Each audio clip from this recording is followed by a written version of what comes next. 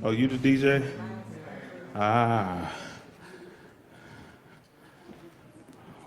We'll watch this. Praise the Lord, everybody.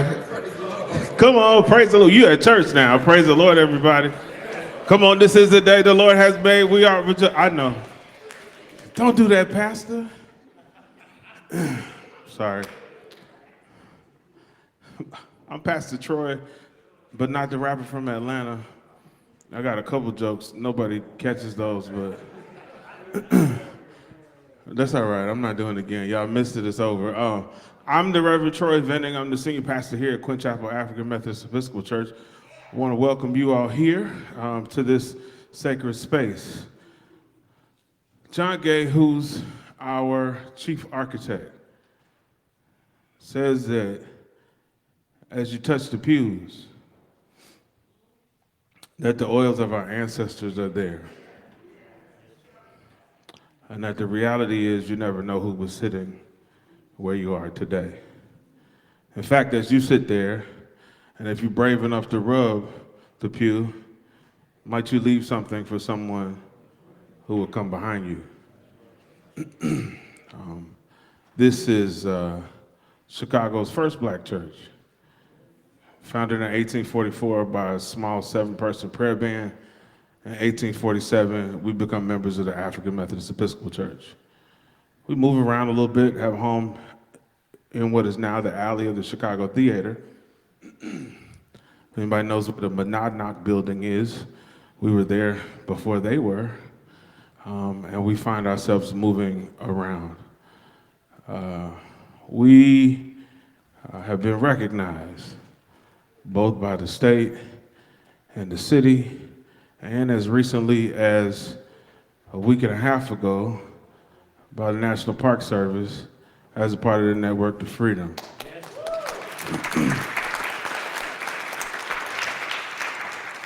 Those 7 folks who started this church, some of them started what we would call a vigilant society, and they would roam the streets of the city to make sure that people who had gotten free from slavery did not get captured and taken back. We have a rich history and tradition that is rooted in justice, that is rooted in liberation and freedom. And so we welcome you here to this place. This building that you're in, this piece of property, is the longest continually held piece of property by African Americans in the city of Chicago. We have been here since 1891. We don't plan on going anywhere. In fact, as you walked in, you saw some of our restorative efforts as we endeavor to build a museum dedicated to the Underground Railroad and Great Migration in our basement.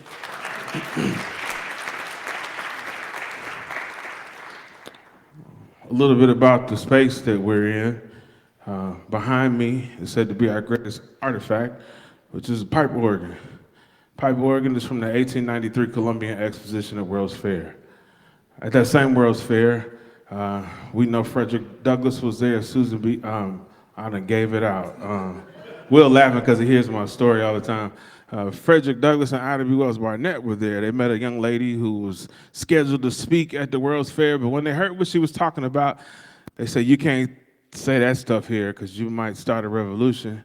Frederick Douglass then gets word over to Quinn Chapel, and Susan B. Anthony talks about why it's important for women to have the right to vote from in this pulpit. Above the pipe organ, which we paid for by having a June Rose concert every June. This June we'll have our 131st, so put that on your calendar, at least loosely, so you can come hang out with us. But above it is the Risen Christ mural. It was painted in 1904 by a gentleman named Proctor Chisholm. It's said to be one of the first depictions of Jesus as a sub-Saharan African man. My favorite part, while you usually don't see Jesus and Mary together, my favorite part is the angels. Those are faces of children said to have been running around the church when Proctor Chisholm painted it. We have where Chris is. Wave at the people, Chris. Where Chris is, we have a small 2-seater pew that's missing. Everything is symmetrical, so if it's one over there, it's usually one over there. Only we know where it is. It's at the Smithsonian Institute for African American History, Research, and Culture in Washington, D.C. It's known affectionately as Exhibit Number 1. Um, our sacred desk is over there. We pulled it out to facilitate this space today. But behind that desk, the Reverend Dr. Martin Luther King Jr. preached from there. A number of people who I am not able to name have all stood behind that desk. One of the cool things, I saw Spanish, I think everything dope about America comes from Chicago hoodie. That's right. Shout out to Dylan, that's our friend. Give you a little piece of history, then I'm gonna get out of the way, because I'm a pastor, I can talk too much. I did a lot of talking this morning. You should come, 10 o'clock. The Reverend Dr. Martin Luther King Jr. was friends with our pastor, the Reverend Archibald Carey Jr. Arch Carey Jr. was an alder person, and he was a lawyer. He had got invited to the Republican National Convention some 11 years prior to Dr. King, uttering the words, "I have a dream," from the Washington Monument. Well, Dr. King borrows the "I have a dream." He gets that from the Reverend Prathia Hall, who was praying in a room, and she just kept saying, "I have a dream, I have a dream, I have a dream, I have a dream." And so, in the same way, kind of like a ring shout, or how we borrow things from one another and share them as we go, he borrows the "I have a dream." It comes to his spirit as he comes off of the paper, and Mahalia Jackson yells at him from behind him and says, "Tell him about the dream, Martin." He says, I literally can see him folding the paper and going, "I have a dream today." And as he's going and going and going, he gets to this part where he starts to talk about "Let freedom ring." From Stone Mountaintops in Georgia, from the Alleghenies in Pennsylvania, from here, from there, every mountaintop, "Let freedom ring." Well, he borrows that too. He got that from the Reverend Archibald Carey Jr., who 11 years prior to Dr. King being on the Washington Mall, had been invited to the Republican National Convention. And in this address, he says, "Well, what does the Negro want? Let freedom ring." And WBEZ has a recording of it, and they literally have laid them on top of each other, and it sounds like they're reading off of the same sheet of paper. This doesn't take anything away from Dr. King, but it is who we are. It is who, those of us in the diaspora, who we are and how we survive, that we retell and retell and retell stories to help people to live the spirit of Sankofa. That is a Sankofa bird, feet face forward, head face backwards, to make sure that we can capture the stories from behind and as we move forward, so we don't lose what we got to get where we were, to get further down the road. So as we build, as we continue to host spaces and events like this, as we continue to be, as we were during the Great Migration, a train stop that allows for people to come, share, and keep moving, it is our hope and joy that you feel at home. Because even though this is Chicago's first Black church, this church really belongs to each and every one of us, as long as we believe in justice, as long as we believe in the right things, as long as we want people to still get freedom in these days where we're not so free.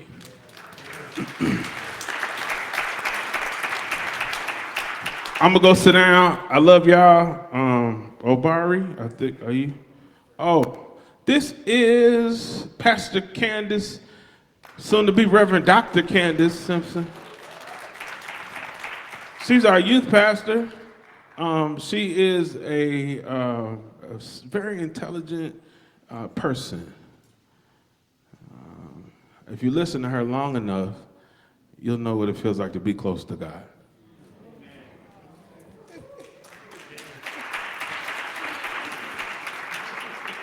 So thoughtful. I hope not to disappoint. So I am Pastor Candace Simpson, and I am so happy to welcome you all. I wish that you could see what you look like from where I'm standing right now. You are each so beautiful. I need you to know that. I actually need you to know that you are so stunning, and it's just such a privilege and an honor to be able to look into your faces. So I want to make a quick announcement. For any children who are in the space, and children, feel free to play around with how old that might be. All of us were children at one time.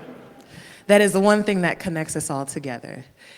If you're in the back in the vestibule, right by the stairs when you came upstairs, there are some coloring pages and some crayons that affirm what we're going to be talking about today, all about Black art and dance and music.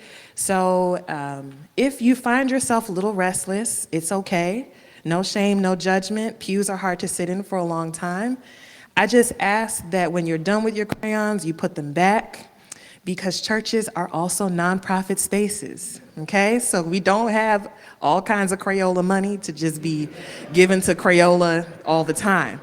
So, and it's okay if you break them, do your thing, live your life, enjoy. But as an act of hospitality, there are coloring pages and some crayons just for you to put your mind on something else that's open to children and adults. So it is my task to pray with us. And so I invite you to just take a deep breath.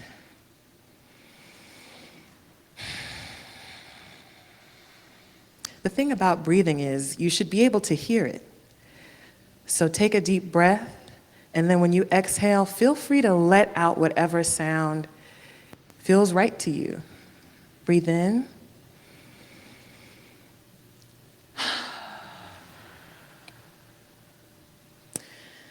I invite you to assume whatever posture of prayer is right for you and to think about the God of your understanding. Eternal God, we thank you for yet another Sunday to spend time with you and with your people. I thank you for the witness of Quinn, Chicago, the first Black independent congregation of Chicago, for all the ancestors who have danced and sung and dreamed and lived, struggled, loved, and studied here at this very intersection. We say thank you. For their foresight and commitment to self-determination, we say thank you. God, I say thank you for making me Black in this lifetime, for the spirit of fugitivity, for the refusal of empire and evil, for the diversity of Blackness, the sound of Blackness, the power of Blackness, for each story and testimony to the power of that which is higher and before and after us. You know, as proud as we can be, and as unbowed as our heads may be, some of us may be tired. We may be uneasy. We may be worried about increasing energy bills, student loan bills, medical bills, everything due. And it seems we sometimes find ourselves with more month than money at the end of it. God, how many times have you heard the same prayer from our people? We carry the resemblance of our people in our faces and in our names and in our mannerisms and also in our holy prayers.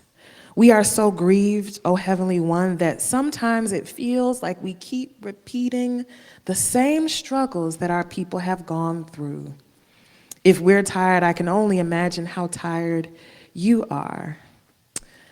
But we can only chart a way forward if we really know who we've been and where we've been. So cover us, keep us, and extend your grace to us. We thank you for the panel that has assembled and has been prepared for such a time as this. We know that you have called us to love with all our heart and all our soul and with our mind. And so today we love you with these things and our art. With our song and dance, we thank you for the brilliance of Black sound. Open our minds today to see the power of our history. Show us something new and beautiful. Tune our hearts today to something that might give us something to chew on later. Feed us today and give us leftovers for tomorrow. Heavenly One, we love you, we honor you, and we seek your strength today and beyond. It is in your holy roster of names that the people of God say amen and ashe. Beautiful prayer. Thank you, Sister Candace. Before I begin, I'd like to ask the permission of my elders to speak. Appreciate you, Papa. Welcome. My name's Obari. I would like to welcome you all on behalf of the combination of organizations that have gathered us here today. The Chicago Association of Black Psychologists members are here. Can y'all stand up so people can know who y'all are? Give them a hand. Yeah. And the Midwest Underground Railroad Network. Any members, board members are here? Fantastic. Our president, Dr. Rodney Harrington. So we gathered, this is going to be the beginning of a series of conversations we'll be having here right at Quinn, where we're taking the Underground Railroad as a base, as a center to explore lots of different healing and justice-seeking and freedom-seeking avenues that are still relevant for us today. So come back, we'll announce them. If you get your email signed at the bottom of the stairs, you'll hear all the announcements that are coming about the continued stories that we'll continue to tell. And we're also really excited about leaving Quinn sometimes and going to sites that have been identified to do ritual, to do healing activities, to do drums and chants and ring shouts on those sites. So it'll be a very interactive embodiment of our storytelling and memory restoring. So stay tuned for lots more. Before I continue, I would like to invite Sister Jatan to come up and pour libations for us in honor of our ancestors. We would like to do important ceremonies in proper order, just to honor those ancestors who planted trees whose fruit we cherish. So just a simple acknowledgement of those life and death cycles. And Sister Jatan, the co-founder of the Chicago Hoodoo Society, for libations. And then right after her, we'll sing, lift every voice and sing together. So if we can have Brother Chris ready, I won't say nothing else. We'll go right into lift every voice and sing from libation so we can keep the program moving. Thanks. Hello, thank you. So yes, my name is Jatan Rito. I also go by Ja, co-founder of Chicago Hoodoo Society. My other co-founder is here as well too, as a few other members I see sprinkled in the crowd. So I appreciate you all for coming and being a part of this today. We're going to do libations, which welcomes in our ancestors and those who came before us. By doing that, we take cool water and we pour it typically on the earth or within a plant, which is going to be the symbol of this plant today. So in regards to how we are going to welcome them in, I am going to welcome in particular people who came before us, that lived before us. Feel free to have a response of amen, bless up, thank you, whatever it is that you feel called to. And also, if you have your own ancestors that you wish to walk with you and remember and have in this space, feel free to say their names out loud or just think them in your head or welcome them in however you feel that you see fit.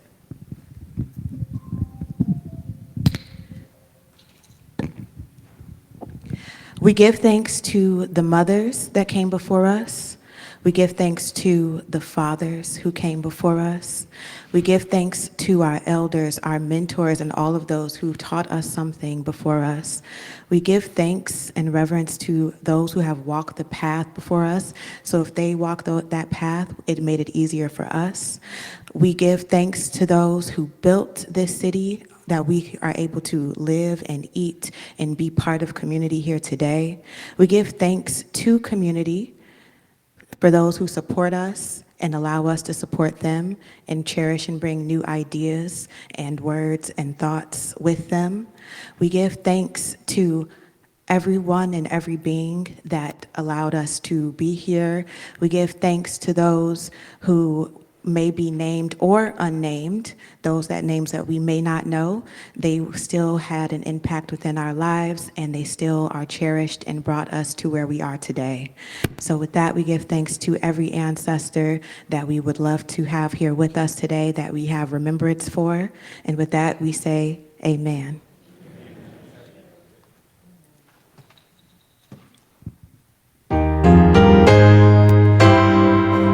I would invite you to stand if you are comfortable and able.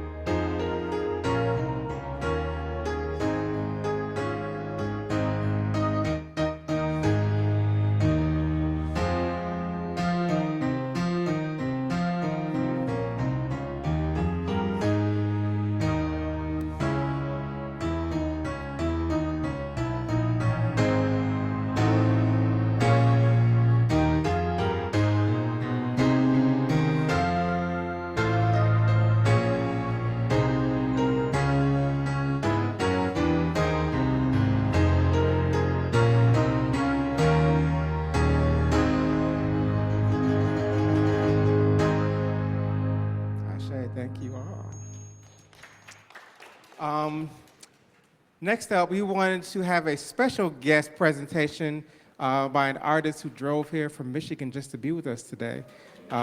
He goes by the name of Zando. What was special about this, we're talking about journeys today, how things travel and find their ways in interesting places. He was born and raised in Liberia. And I asked him, do you know any Negro spirituals by any chance? And he said, where do you think those songs went after they left here? That when the people leave here, they bring their songs with them. They bring their art with them. So he grew up singing our Negro spirituals, which became their Negro spirituals. So I wanted him to share what that sounds like in his interpretation, just to make the diasporic connection as we're talking about the healing power of music. So without further ado, Brother Zando. Thank you.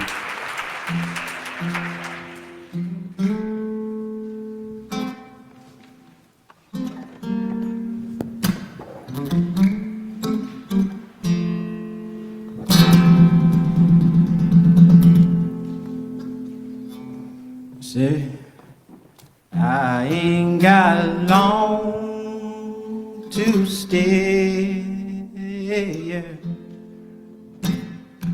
I ain't got long to stay.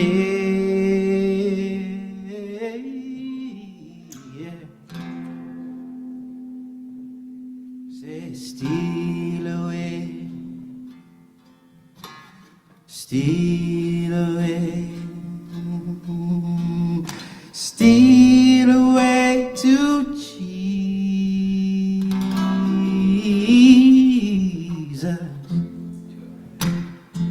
Somebody sing, say, steal away, steal away, steal away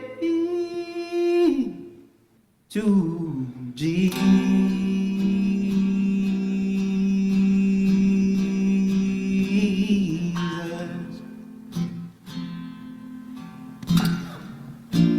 Green trees abandoned, poor man's hands are trembling. The trumpet sounds waving my soul. I ain't got long to stay. Yeah, I ain't got long to stay.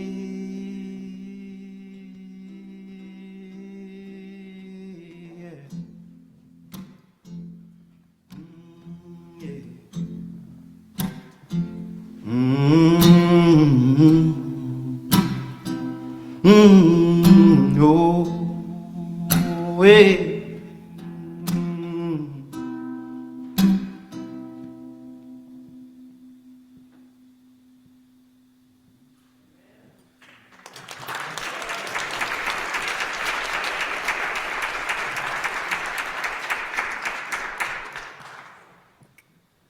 Now,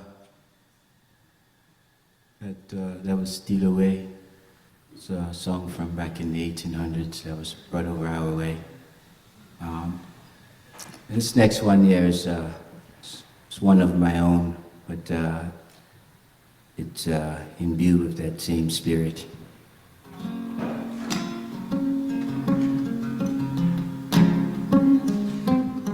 Someone said King was around here once upon a time. You say, I say to you, to my friends, that in spite of the difficulties and frustrations in this moment, yeah, I say to you, to my friends, that in spite of the stereotypical belief of you and I should be, you know, the one that said our hopes and dreams are not what they seem. He said, perception becomes belief, and you should let your dreams die within. Our spirit will be restored tenfold. Yeah, on the backs of the Grateful Dead. I thank you, thank you, thank you, thank you, thank you, thank you, whoa, great grandfathers. I thank you, thank you, thank you, thank you, thank you, thank you, whoa, great grandmothers. I thank you, thank you, thank you, thank you, thank you, thank you. Oh, Adonai, your healing separations for all of our relations now. For 7 generations, Rainbow Nation. For 7 generations, Rainbow Nation, you know, they will not silence our voice. Yeah, our spirit will be restored tenfold. You see, I know this in my heart. Yeah, Lord, yes, I feel it in my soul. Morning star, bright morning star, to the evening star, you are forever. See the morning star, bright morning star, to the evening star, you are forever, forever. Let's see. I thank you, thank you, thank you, thank you, thank you, thank you. Whoa. Great grandfathers. I thank you, thank you, thank you, thank you, thank you, thank you. Whoa. Great grandmothers. I thank you, thank you, thank you, thank you, thank you, thank you. Whoa. Adonai. Way ya, way ya, way ya. Hey ya, hey ya, hey ya. Hey ya, 7 generations, Rainbow Nation. For 7 generations, we are the Rainbow Nation.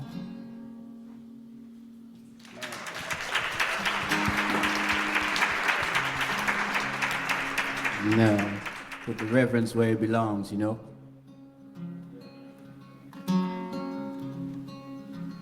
You know, they say kumbaya.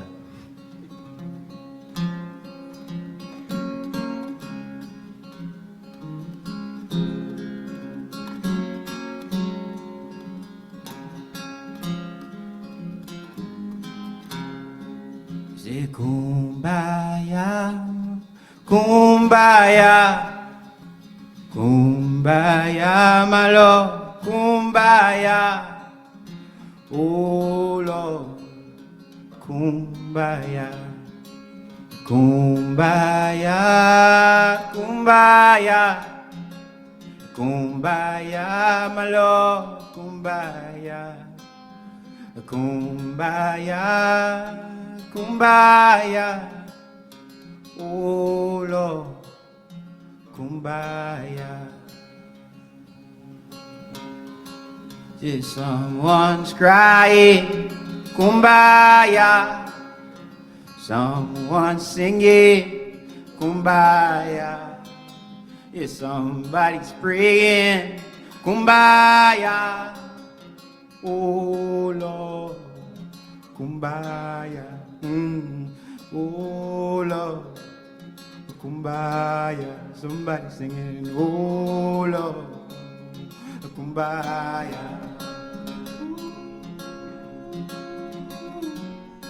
Oh,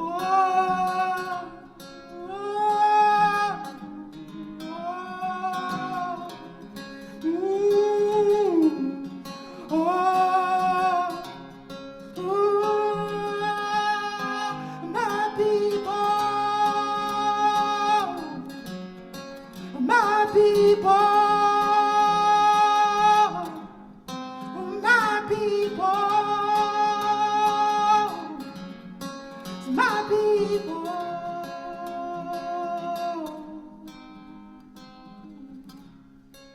Kumbaya, kumbaya, kumbaya, kumbaya, kumbaya. Kumbaya, oh Lord, kumbaya.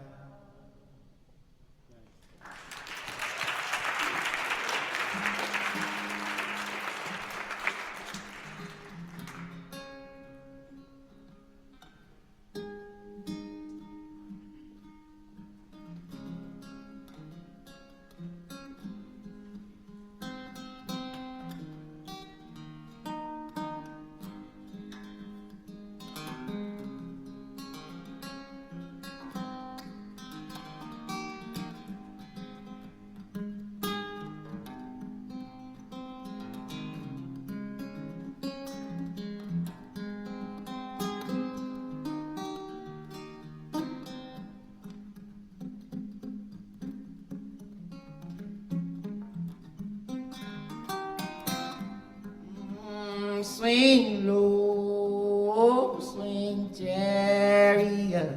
Say, come in to carry me home.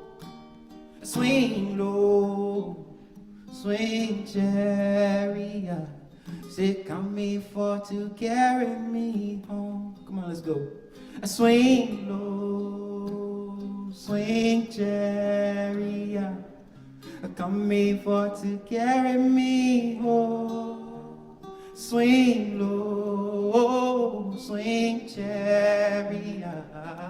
Come in for to carry me home. Yeah, say, I look over the Jordan. Say, what do I see? Come on, tell him. Say, come in to carry me home. Yeah, I see a band of angels are coming after me. You know they are coming for to carry me home. Everybody sing it. Yeah. Swing low, swing chariot. They're coming for to carry me home. Swing low, swing chariot. Coming for to carry me home. Sometimes I'm up, sometimes I'm down. Is it coming to carry me home? But I know, deep in my soul, deep well of my soul, oh, I'm going to heavenly places. On my way, Lord, swing low, oh, swing chariot. They say, come in for to carry me home. Swing low, swing chariot, coming for to carry me. Whoa.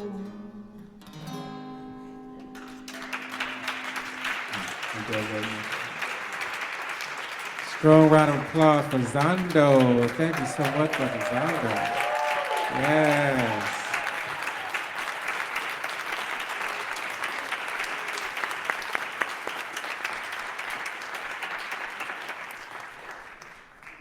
Beautiful, beautiful interpretation. Next, so we were going to have the next thing be Dr. Larry McClellan and his fantastic presentation, but in honor of doing things in correct order, right, we have a grace with an esteemed elder, the Queen Mother of the Underground Railroad history in Illinois, the premier book that all of the other scholars launched off of.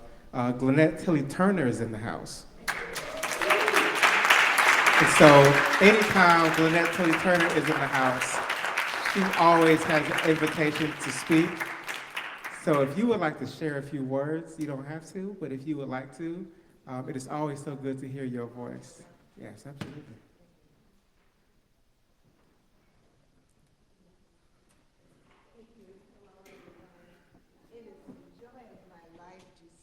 Here and to just know that something that is so significant and which has been missing from our history books for so many years is going to come into fruition and continue long after my years and long after each of our years. It's just been just so gratifying to see the interest in the Underground Railroad and the appreciation of the significance of it, and the way that it was a period when people of all ages, races, and walks of life were able to find their common humanity and work together. And it's just so reassuring to me at age 92 to feel that it happened once and it can happen again. Thank you so very much for being here. The name of the first book, what's the name of the first book, Larry? You know it. The Underground Railroad in Illinois is Gwinnett Tilly Turner's premier work. So if you want to start somewhere, start there. It's called The Gift of Freedom. I had the opportunity to interview Harriet Tubman's last relative to have personally known Harriet Tubman. And I learned so many stories of her, the stories that only family members know. but also this is the story of how Harriet Tubman rescued her brother in just 1 week. They had found they were going to be sold over Christmas week, and Harriet arrived on Christmas Eve and had them celebrate New Year's in Canada. If you don't sell right now, where can you get it? Everywhere. Everywhere books are sold. The Gift of Freedom, how Harriet Tubman rescued her brothers. Fantastic. So we can complain about what somebody's doing to erase our memory, or we could go find the resources and teach them to our children. Right? This is the medicine, this is the guiding light, so we have to make sure we support, those of you that are producing material that we desperately need right now. And so now, we can invite Dr. Larry McClellan, one of the premier national scholars around the Underground Railroad, is right here. He's in our home. And so whenever we have opportunity to hear from him, we're always grateful for that. I met Dr. Larry McClellan is the founder of the organization that's sponsoring this, Midwest Underground Railroad Network. And so he used to do tours. He's not doing them no more because he can sit down and do some research. But I first came into any of this through going to his tours in the South Suburbs, and he's just a wealth of knowledge, and happy to hear what he has to share with us today. Thank you. Thank you. It's really good to be with you, and this is kind of unexpected for me and for my colleagues and Gwinnett. I don't think any of you ever, because we're in church and because of the great music,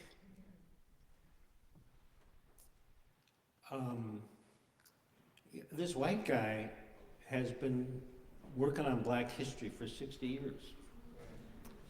And when I was a kid,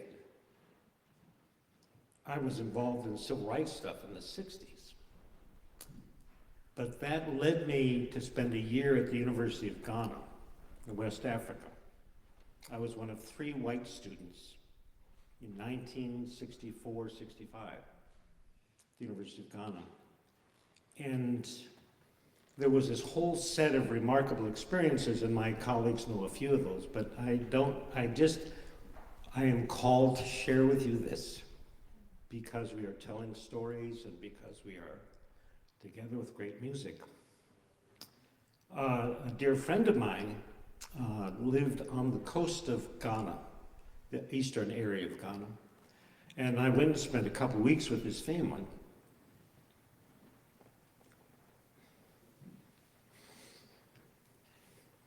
And one day, we went to the ruins of this Dutch fortress. It's all ruined stones. And there was this big flat stone. And that's where folks kidnapped and captured last had their foot on Africa as they were taken into their enslavement.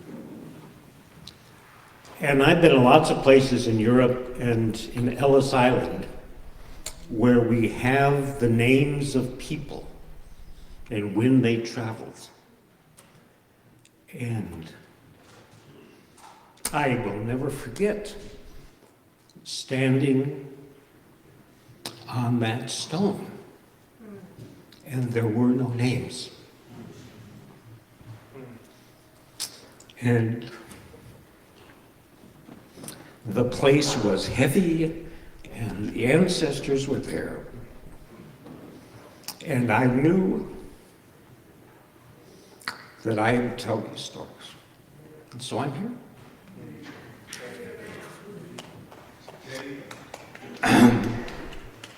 I don't think I ever told you that, did I? Yeah. And so for me, Black History matters because it's part of all of our history. It completes our history. It enriches our history, and we've got to be looking at it and telling it. So I will pull myself together and do my lecture, as it were. Okay.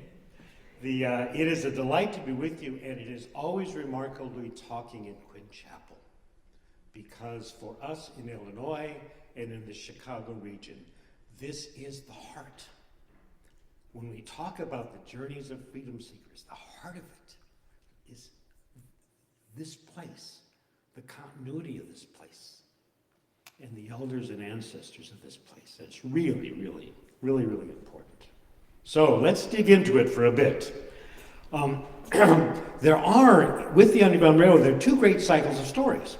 There are stories about the freedom seekers themselves, those people enslaved in the South that were coming north, and then there's stories about the people who responded to them that became the networks of the Underground Railroad. Now, the dilemma we have is that until about 30 years ago, almost all the underground stories we had were about the networks that were responding, what we call the Underground Railroad.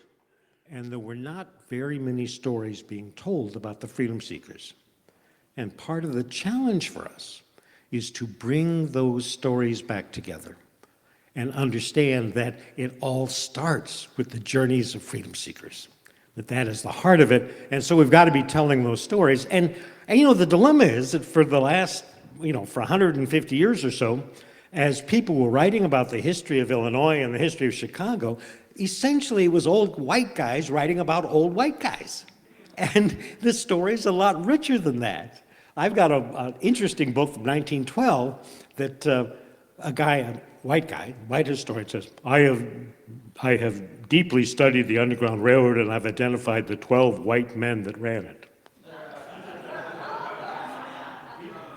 And what was this guy looking at? Because we know that it's a much richer story. So to begin with, remember that we've got these two great cycles of stories, and we've got to be telling all of both of them so that we get the full story. Now, to get at this, we carry a lot of mythology about the Underground Railroad, and we've really got to reframe all of that. And you'll notice, first of all, I'm talking about freedom seekers. Now, of course, we're talking about the people that used to be called, are known as the fugitive slaves. That is 19th century language, and that is the language of property. When I do my research, I don't look at population records, I look at estate sales and tax records, and I find the list of the horses and the cows and the pigs and the sheep and the slaves. Wow. All right? Property. And those of us that are working on this, black scholars and white scholars across the country, what we are saying is we will refer to folks as freedom seekers because that was their intention as human beings. Yeah. And the 19th century can categorize them as property, but we will choose not to do that. Yeah. We will choose to honor their humanity. Okay? Now, of course, we have to recognize that in the 19th century and well into the 20th, everyone was using the language of fugitive slaves, and we can't walk away from that. But we are talking about people on their way to freedom. Okay, now, also, I already alluded to this, to understand the freedom seekers were the protagonists. Most of us carry an image of the Underground Railroad that we learned in school, that, that a bunch of good abolitionists, mostly white, but a bunch of good abolitionists created this system to help the poor, struggling slaves. And that's simply not true, right? You may have been carrying them, but that's not true. What happened was that people who were intent on gaining their freedom headed in all kinds of directions, and along the way they needed help.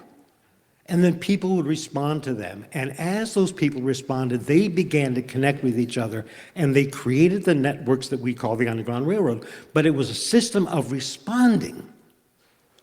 The energy, the action, the initial courage all comes out of the journeys of the freedom seekers. And another piece we got to reframe carefully, and I've already jokingly alluded to it, is understand the diversity of all of this. That remarkable stories, and we've got this all written down now, of white families and black families working together, and black individuals and white individuals working together, and the remarkable role of women in all of this. And we've got some really heavy-duty stories of women who confronted this system on behalf of people seeking their freedom. And so there is this rich diversity that we've got to be looking across. And then also, probably most of you learned as I did, and Glenette kind of alluded to this, that we learned about the Underground Railroad as something that happened on the East Coast. Harriet Tubman and Frederick Douglass and all that over there. But in point of fact, research now suggests that probably more people on their way to freedom came through Illinois, Indiana, Ohio than ever went up the East Coast. So there is all of this rich story that we've got to uncover. And then the final thing that I'm going to challenge you to reframe, and I expect you to leave today with all of this memorized and clearly in your head, okay? That it's freedom seekers, and it's diverse, and it's across the country.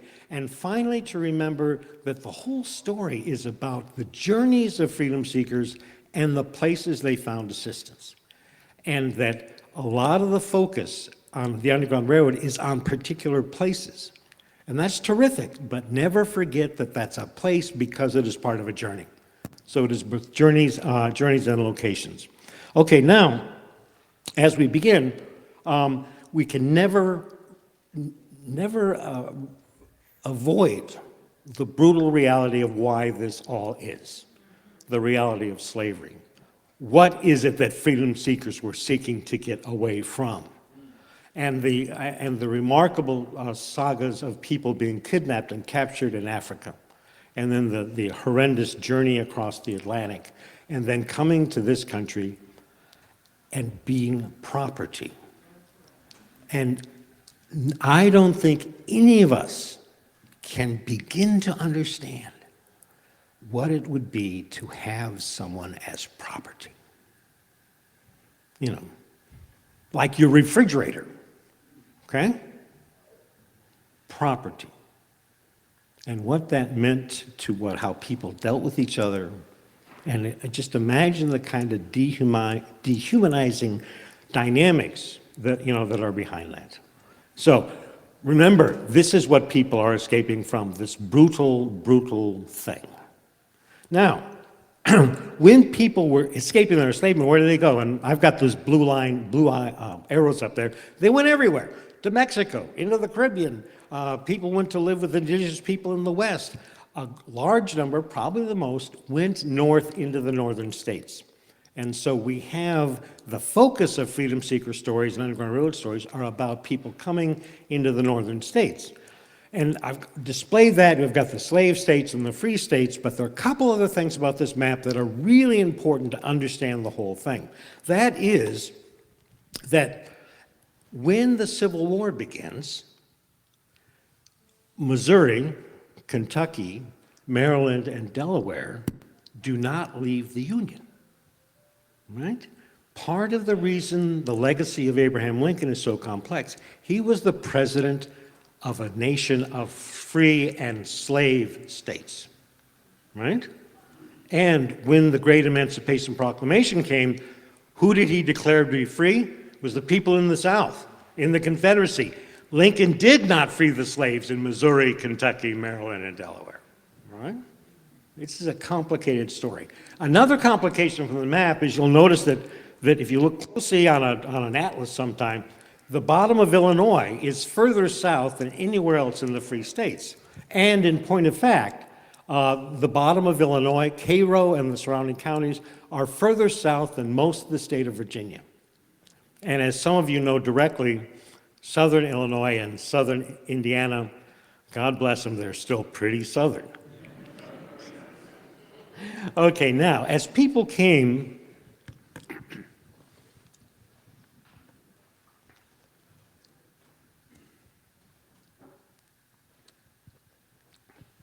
As people came into Illinois, most came up the Mississippi River Valley. And the largest number were from Missouri and Kentucky, but there are other folks all the way, from Louisiana and Alabama and Mississippi and all that.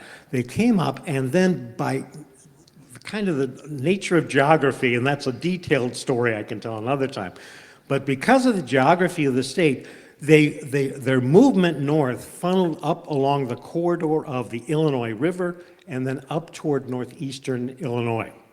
Research suggests that at least 4,500 people left their enslavement and came into Illinois. My own sense is probably about 6,000, but to be safe, let's say 4,500. And they came up and into the vast majority of those came into the Chicago region, probably about 3,000. And as they came north, as they were traveling up those corridors, and an awful lot of them were traveling independently, as they're traveling up those corridors, they really ended up in two streams of movement. One stream was to Chicago, some staying for a time in Chicago, and through on to Detroit and Freedom in Canada, and the others bypassing Chicago because of the presence of slave catchers or other kinds of issues. So we had these two patterns of movement for freedom seekers, and we find then that the places where they got help, what we would call the sites of the Underground Railroad, are along these two streams. And I use the word stream, I use the word corridor because we need to be careful about, there were not, if you will, fixed routes. You know, that old white abolitionist image was, well, these white people took them to these white people and took them to these white people across Illinois. And that's part of it. That's not the bigger part of the story. The bigger part of the story is people on their way to freedom traveling and finding assistance in various places. So they may have been on the Illinois River, they may have been north of it, they may have been south of it, they were in that corridor of movement. And so we honor the kind of major roads and rivers they were on, but let's avoid, talking about, exact kind of routes. And as they came into northeastern Illinois, I've identified about 60 sites where we know freedom seekers found assistance. And if you look at the sites that I've got, just the dots, you can see that there's kind of a flow of dots coming this way and into Chicago, and then there's a flow of dots that just goes south of Chicago.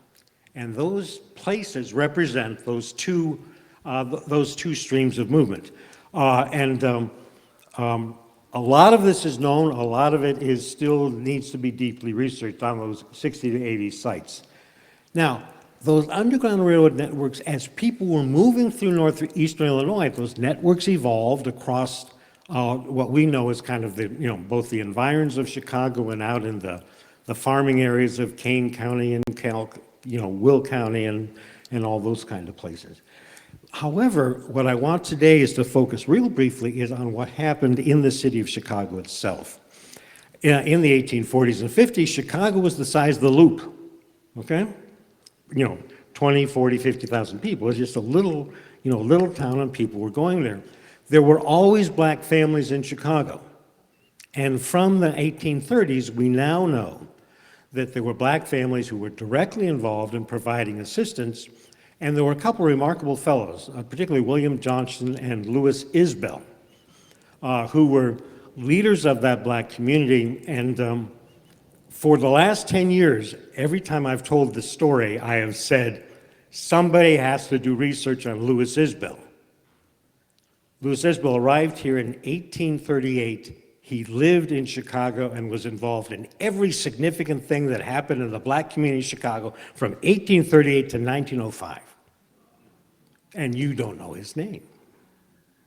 Well, fortunately, there's a group of researchers that are on the case. And we had a meeting here 6 months ago where they did a presentation here in Quinn Chapel about this remarkable human being. When Louis Isbell died, his obituary says, Louis Isbell saved 1,000 fugitive slaves.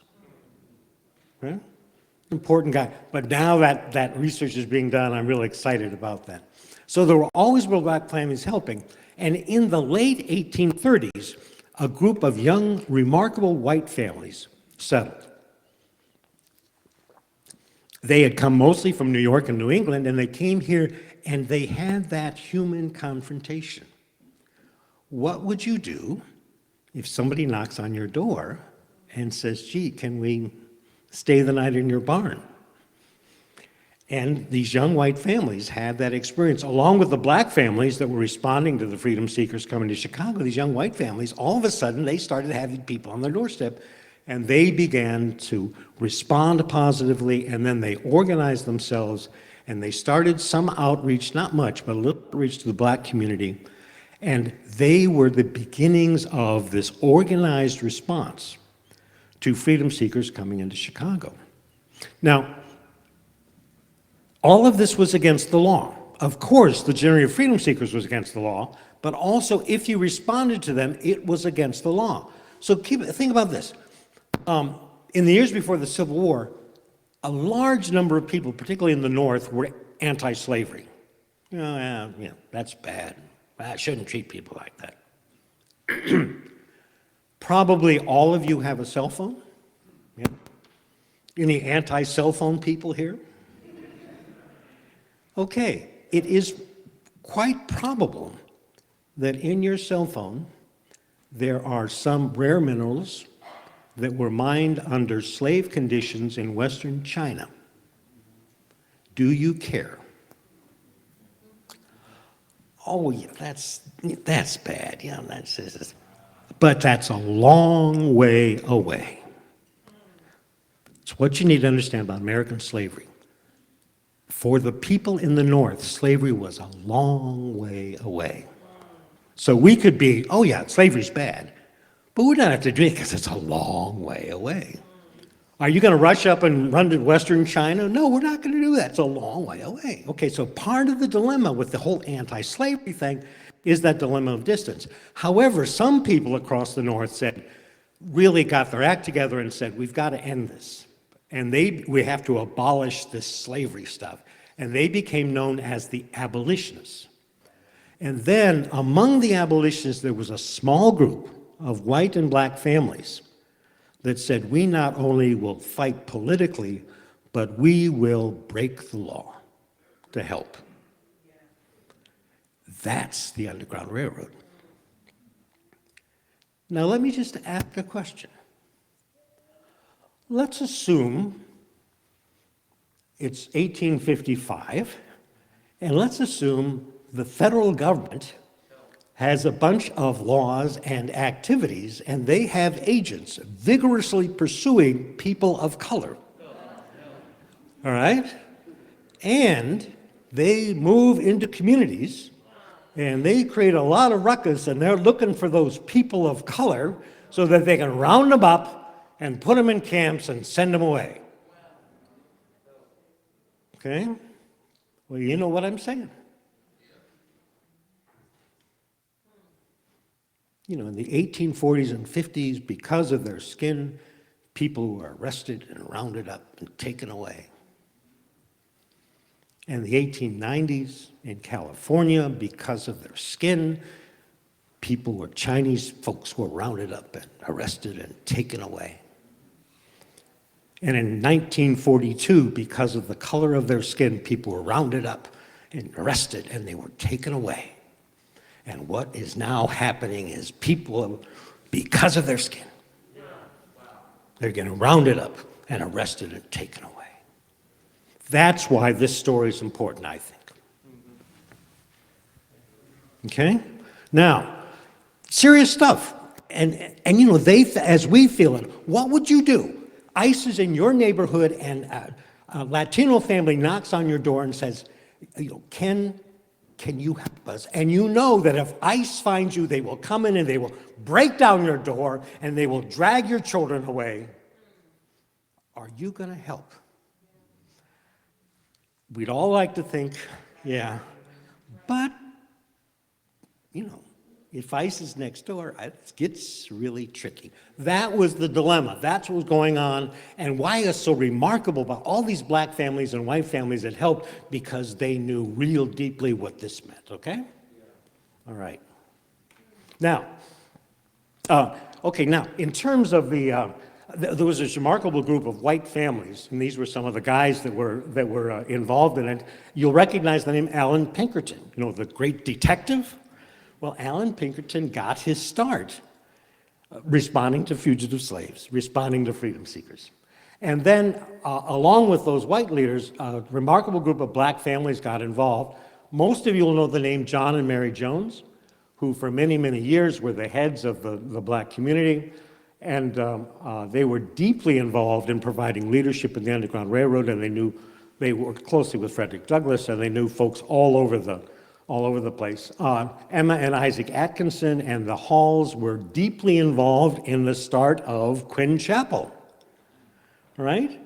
And here at Quinn Chapel, they had what was called the home of the activities of the Big Four.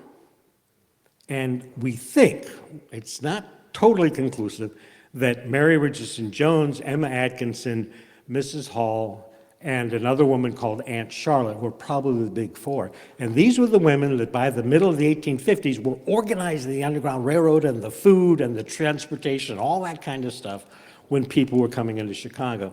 Remarkable cycle of stories that I touch on in my books a little bit, but that really need to continue to be explored.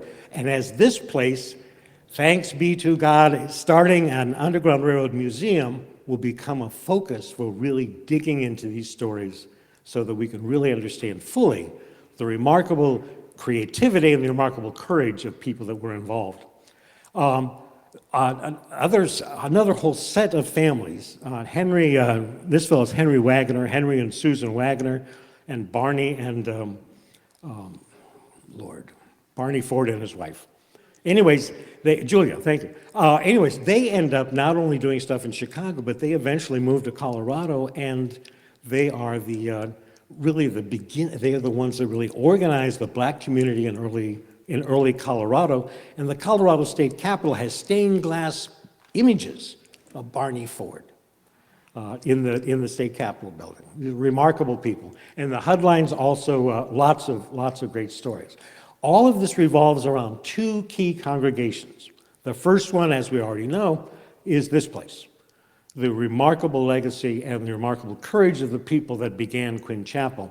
Zorro Baptist Church started in 1853, and John and Mary Jones and some other folks were in that, helped to get that started. Eventually becomes Olivet Baptist Church that we all know of. Okay, now, just to let you know real briefly,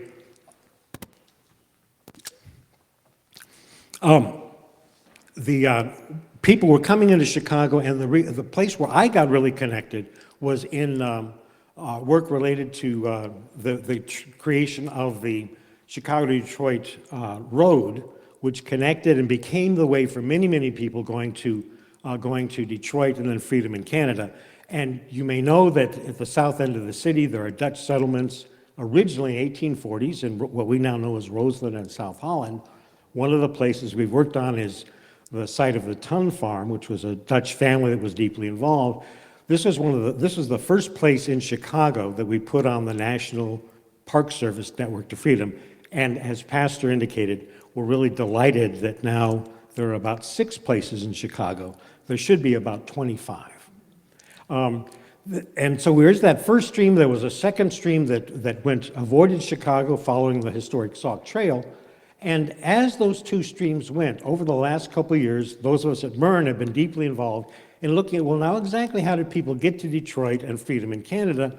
And we've identified a series of sites where they know they travel. And so we are in the process of creating what we're calling the Detroit to Chicago Freedom Trail as a way to link all of those sites together.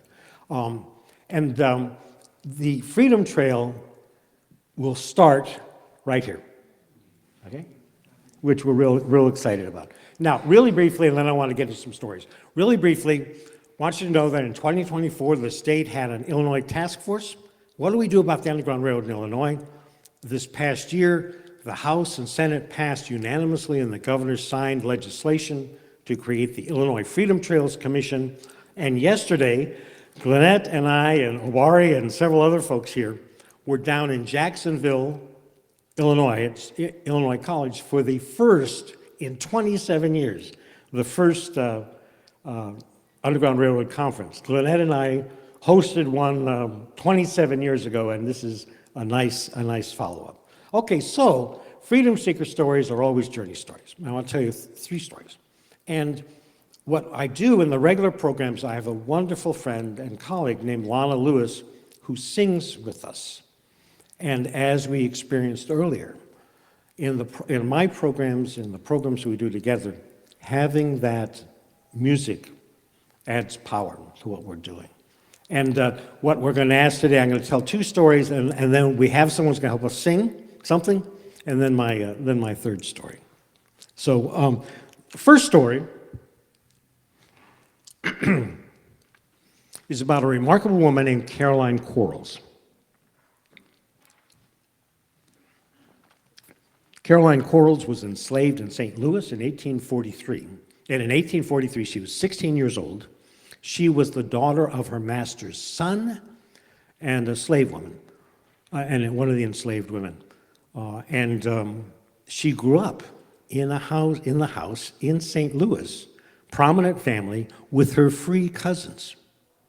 And those of you that know family dynamics know that cousins can be remarkably wonderful with each other, and they can be remarkably cruel. And imagine if your cousin was an enslaved person, was property. So at age 16, she said she's had enough. Because she is light-skinned, she was very light-skinned, freckles, blue eyes, long black hair. She could pass as white, and so she goes down to the docks, gets a ticket on a riverboat going north, and ends up traveling all the way up to Galena, Illinois. And it starts a remarkable journey. Is helped by some folks in Galena, gets to Milwaukee, spends a couple weeks in Milwaukee, and then leaves Milwaukee. This is 1843, and comes down around Chicago, down through Dundee and Naperville and Lockport and Crete, where I live, and goes on to her freedom in Canada. She, after a couple years, falls in love, marries, and they have 6 children. Her husband had escaped from his enslavement in Kentucky. And they have this wonderful life together. And today their descendants live all around Detroit and in Canada. And one of the joys for my wife and I is that we have gotten to know very well some of Caroline's descendants, which has really been really cool. But can you imagine? 16 years old, 1843, 1,200 miles to become free. Now, secondly, I want to tell you about John Sella Martin. And particularly I want to tell you about John because his narrative that he wrote later in life is one of the few that really dwells on the power of songs. And he remembers, as a young enslaved guy, he remembers people singing songs and the power that had and how that moved things along. So Sella Martin does a number of things, ends up as a steward on a riverboat on the Mississippi, and comes to Cairo, and there's an ice jam on the Mississippi. They have to stop it. And Martin's a very, very clever guy, and he is very close to the captain of the riverboat. And he says, since we're here stuck in Cairo, would you mind if I jumped on the train and went to visit some friends in Chicago? And the captain said, oh, of course not. Martin says, of course I'll be back. I just go up for a couple of days and I'll come back. And there was this unique group of people, enslaved people, that ended up being like John Martin, stewards on these riverboats. And they had a remarkable kind of freedom, but they were enslaved. Most of them had agreements with their owners that part of what they earn goes back to the owner. And so they live freely, although they are enslaved persons. Well, John Martin was like that. So anyways, there's that back on the river. He wants to get to Chicago. The captain, without really thinking about it, says, sure, we'll see you in a couple days. And so John Martin goes to the ticket office at the Illinois Central, and I want a ticket to Chicago. And the ticket master looks and says, we don't sell tickets to black people. And he said, well, I'm a free person. I can prove it. And the guy says, well, what do you mean you're a free person? You're a black person. You're not free. And he says, he had forged freedom papers on the boat. He said, I'll go get my freedom papers. I said, no, I got to do that.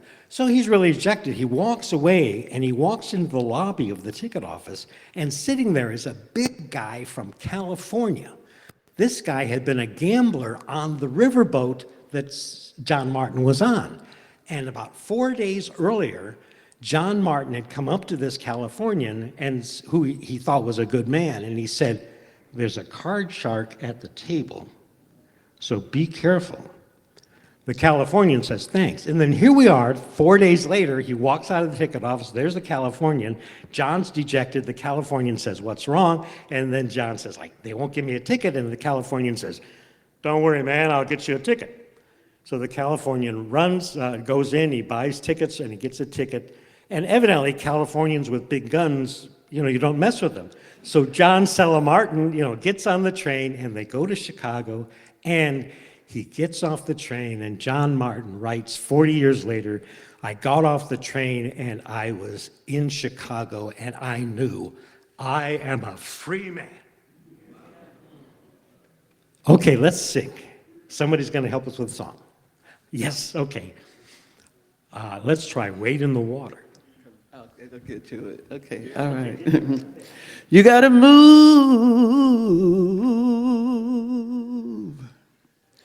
You gotta move.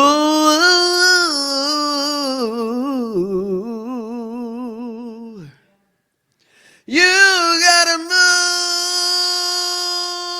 when the Spirit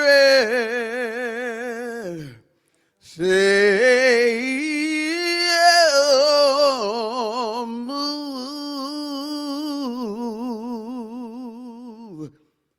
Wade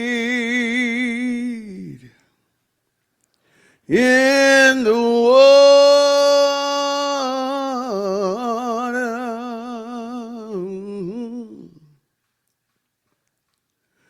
Wade,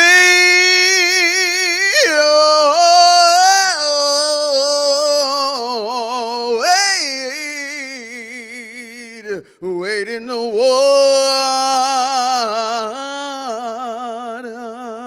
This is your part. Wade in the water, wade in the water, wade in the water. Wade in the water, wade in the water, children, wade in the water. God gonna trouble the water. Come on and wade in the water. Wade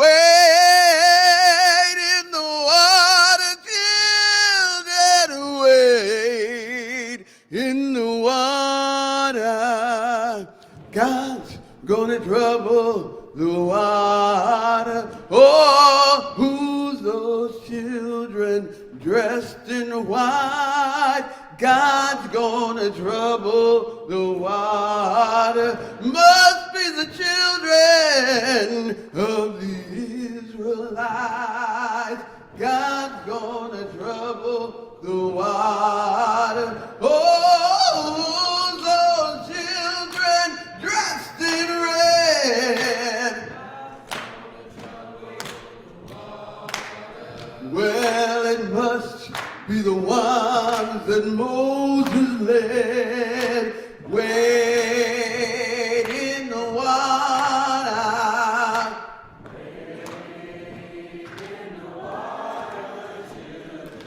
Wade in the water. God's gonna trouble the water. Well, who's those children dressed in green? God's gonna trouble the water. Well, it must be the ones on Jordan stream. God's gonna trouble the water. Well, who's those children dressed in black? Well, they travel so far and ain't turning back. Well, God's gonna trouble the water. Come on and wade in the water. Wade in the water, children. Wade in the water. God's gonna trouble the water. Come on and wade in the water. Wade in the water. Wade in the water. Let me hear you. Wade. Tell them to come on. Tell them to come on. Tell them to wade in that water. Wade in the water. Wade in the wade in the water. Come on and wade in the water.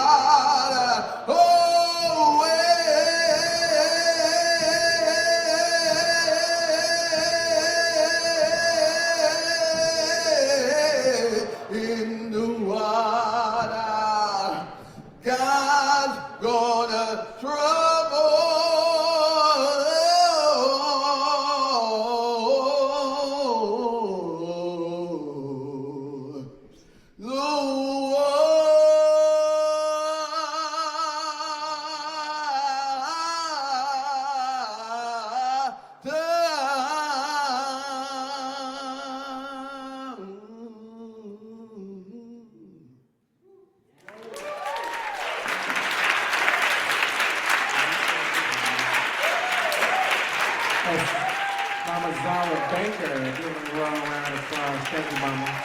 Stephanie. Now remember that a lot of the movement for freedom seekers was along water.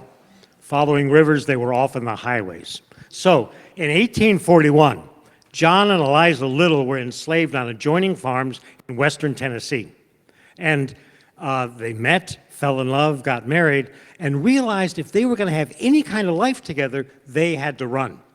And so one night in the early spring of 1841, they met late at night, and they knew if they headed for the Tennessee River, some of you may know that in Tennessee and Kentucky, the Tennessee River flows north. And they knew in western Tennessee, if they got to the Tennessee River and followed the river, went on the river, they could get north to the Ohio River, and then there was Illinois and freedom. All right? So they make it over to the Illinois River, and they had had a really tough time in slavery. John had been born in Virginia. His parents had come over from Africa on one of those slave ships. And all of his life, John told his friends years later, all of my life, I let people know who I am. There was not a drop of white blood in me. And I used to tell people, I am the son of African princes. Needless to say, that got him into some trouble. And he carried the scars all of his life of his clarity about his own life. Well, he and Eliza and John, they get married, they head for the Tennessee River. They go north up the Tennessee River, heading for the Ohio River in Illinois. They get near the Ohio, and there's a large swamp. And John remembers, we got it, what do we do? And he told later, I looked to the side, and there was a big log floating on the water, and so I brought that over, and I put Eliza on that log, and we had a couple little parcels, put those behind Eliza, and I pushed her through the swamp. And I knew that if I misstepped, I would lose everything I loved. And John did not misstep, and they made it to the Ohio River. They borrowed a boat. They got across the Ohio River, and they get on the other side, and they have a campfire, and it attracts some other people that had just crossed the river. So these freedom seekers are sitting around the fire, and these other people are really discouraged. And one of them says, we're only a couple miles from Cairo. If we go back, maybe turn ourselves in, our masters won't be really harsh with us. And all this kind of negative talk was going on. And in the midst of that, Eliza Little, at that campfire, she stood up. And she looked at them, and she looked at John, and she said, I know where we have been, and I know where we must go. And if needs be, I will walk barefoot to Chicago for my freedom. And John and Eliza Little walked from the Ohio River 370 miles to Chicago. Now they got here, they ran into black abolitionists who got them on a lake steamer around to Detroit, and they went and had a really full life. But can you imagine Carolyn Quarles, 1,200 miles so she could be a free person? John Stella Martin making his way to Chicago to know that he was a free human being. And John and Eliza Little, knowing what their options were and knowing they had to be free. Thank you. Thank you very much, Dr. Lely McClellan. He has books downstairs, so many more stories, so many more journeys. This is the beginning of the iceberg, right? When I first heard the stories, I felt like embarrassed that I didn't know none of this, right? So instead of that energy of wishing that I knew, we have to understand why we don't know, understand what structures are keeping us from this information, and make sure we share it, right? So that someone else does know what we did not know once. And so I really appreciate the scholarship you've done, deep digging for 60 years. And our job now is to take it and to share it with whoever we can. So thank you again. Give them another round of applause, please. Dr. Nataka Moore, can you come up? Now we are going to have a presentation by the Chi-Town Shouters. It's founded by Dr. Nataka Moore. She's going to share a little bit about what the Ring Shout is, how she got into it, and then we're going to do a presentation. So without further ado, Dr. Nataka Moore will be the next voice. And then you'll see and hear from the Chi-Town Shouters. Thank you so much. So happy to be here in front of you all today. Such an honor to be in this place talking about freedom. The very fact that we are here is because our ancestors understood very deeply that they would not go silently into the night. They believed deeply in their humanity, and they refused to give that up in small and big ways and quiet and loud ways, and we're hearing that today. And so I want to, before I begin talking about what Ring Shout is, I want to first have everybody introduce themselves, and so we can start off over here.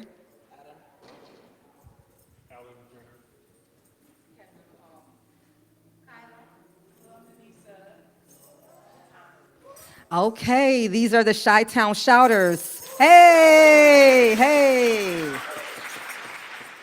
And so what we're going to present today is a practice that our ancestors have been doing for 400 years. And so I am so happy that our Gullah and Geechee relatives in the Carolinas have carried this on, where we are able to practice this and share this with you today. And so what you're gonna notice are a couple of things. So Ring Shout comes with us from our Angola, West African ancestors, and came into the South, into South Carolina. And you'll notice that today when we are up here, we're gonna be moving in a counterclockwise position. And the reason why we're moving in a counterclockwise position is because from the West African perspective of the equator, the sun moves in that counterclockwise. So our ancestors was moving with the power of the sun. They understood deeply what that meant. And as they are moving in that counterclockwise position, it was two things were happening. One, they were calling in the ancestors. So let me just be very clear. Our ancestors, after working long, arduous days, would walk sometime up to 5 miles in the forest to do this all night and then have to wake up in the morning. They did this to regenerate their soul. And so as they were going in that counterclockwise, asking the ancestors to be there with them, they also was doing it because their spirit was being regenerated. So as the sun sets and closes and comes up, so was our spirit. And we were being regenerated as we're going in that circle. In fact, folks have said that we would sometime put a cast iron pot in the middle of the circle, which is interesting, because the cast iron pot is made up of the elements, is made up of wind or air and water and earth and fire. And so the thought was that as we're going around that circle, we are the fifth element. And so through that meditation of our feet, which you'll notice we'll have one foot in front of the other, oftentimes, it is a call to put our ancestors first. We went into this meditation as we were the fifth element, calling the ancestors and Creator to be there with us, to help us get through something that was incredibly inhumane. In addition, you will also notice that we have the stick man here, and this instrument here of a stick on a board. It's like, what is that about? So I don't know how many of you all have heard of Stono Rebellion in the 1700s, but as Black people in this country, we had a drum.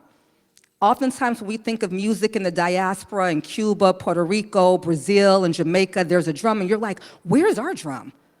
What happened to our drum? Our drum was made illegal in the 1700s when, in the Stono Rebellion, our ancestors was playing this rhythm that folks recognized was a warrior song, and people stood up and heard that song and walked off their plantations and revolted.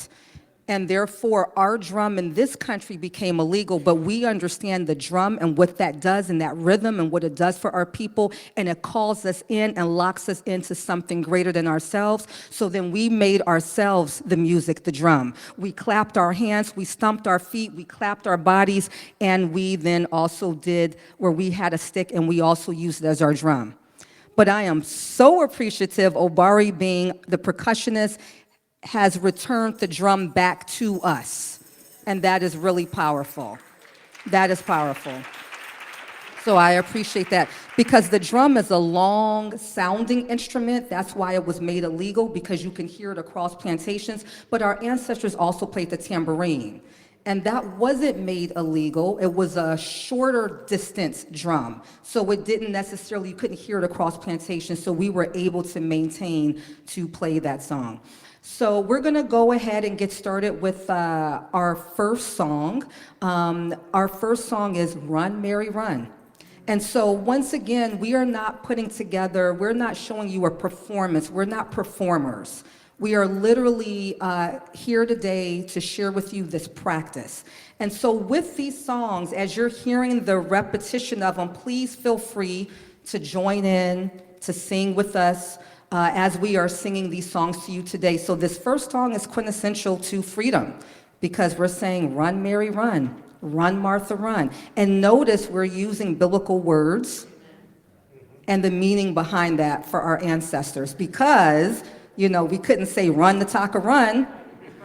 Because, the traffickers would be like, what did you just say? So we're saying run, Mary, run, run, Martha, run. And so that's our first song today.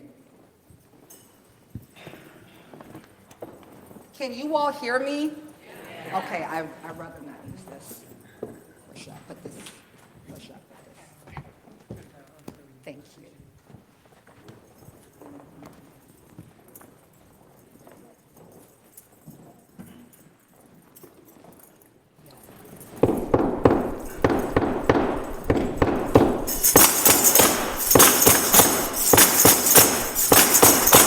Run, Mary, run. Run, Martha, run.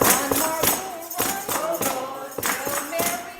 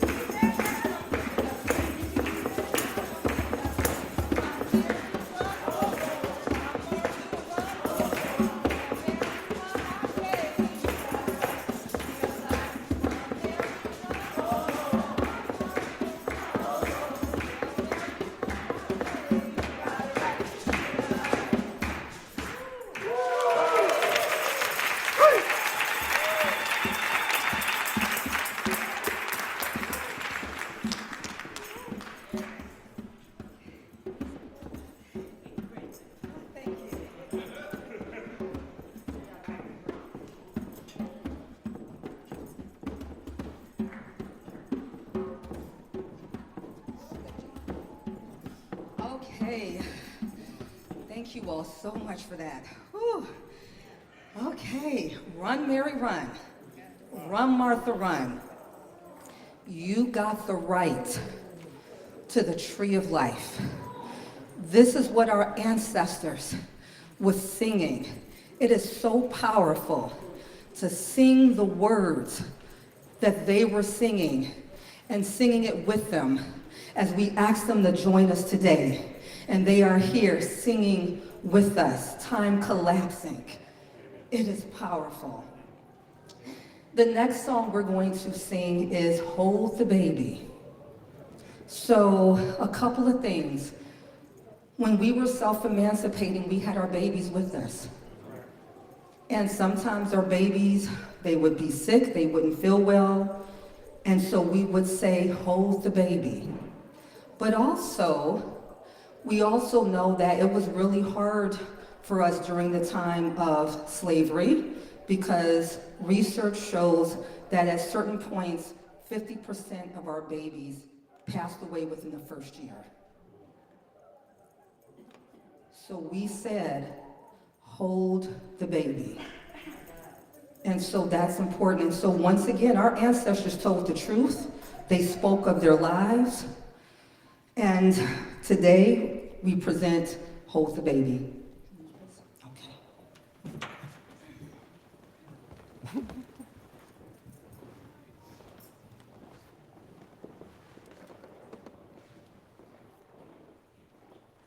Hold the baby. Hold on. Hold the baby. Hold on. Hold the baby. Hold on. Oh, hold that baby. Oh, what's the matter? Hold on. What's the matter? Hold on. What's the matter? Hold on. Oh, hold that baby. That baby's sick, y'all. Hold on. Baby's sick, y'all. Hold on. Baby's sick, y'all. Hold on. Oh, hold that baby. He needs the doctor. Hold on. Needs the doctor. Hold on. Needs the doctor. Hold on. Oh, hold that baby. Oh, what's the baby? Hold on. What's the baby? Hold on. What's the baby? Hold on. Oh, hold that baby. She needs some medicine. Hold on. Some medicine. Hold on. Some medicine. Hold on. Oh, hold that baby. Oh, what's the baby? Hold on. What's the baby? Hold on. What's the baby? Hold on. Oh, hold that baby. He's got the fever. Hold on. Hold on. Hold on. Oh, hold that baby. Oh, what's the baby? Hold on. What's the baby? Hold on. What's the baby? Hold on. Oh, hold that baby.